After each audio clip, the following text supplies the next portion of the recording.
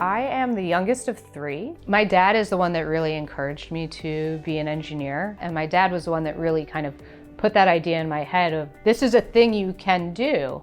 When I started at WashU, I actually was in the engineering school, but I was undecided. After probably about a year, I realized that I was more into the mechanical side of things. Dr. Bailey was, without a doubt, my biggest mentor. He was my advisor for my bachelor's as well as my master's, and he was the one actually that really encouraged me to pursue the research track for my master's, and I worked in his lab with his team. He's continued to be a mentor for me.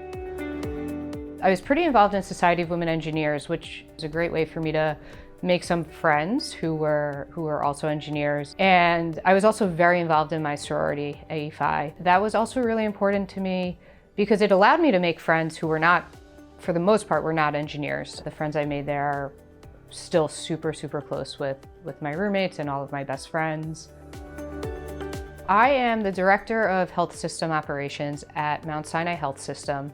Our team is really responsible for helping to execute on the health system's strategic visions, really on optimizing our operations. My team in particular is focused on data analytics, and so we develop tools that allow senior leaders within our health system to make data-driven decisions. This could be something around what is turnaround time for labs and how does it differ across sites, and is there anything we can do to standardize that?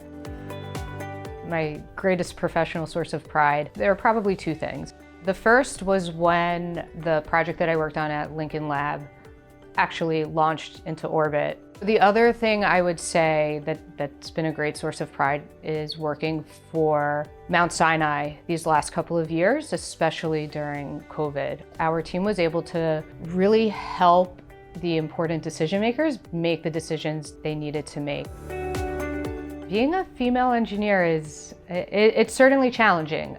You have to learn negotiation skills and skills of persuasion pretty early on, which I also think just helps you become a more confident engineer. The impact I'd like to have on McKelvey Engineering is, I'd like to be a role model for engineering students or young engineers entering the workforce, especially females. I hope to be someone that people can see and find balance in being a successful engineer, but also being in a successful relationship and raising kids. It's very humbling, but also a great honor to be given this award. I want to thank my parents for encouraging me to be an engineer and supporting me throughout really every phase of my life. I want to thank my husband, Simone, for being incredibly supportive, encouraging me to always keep growing.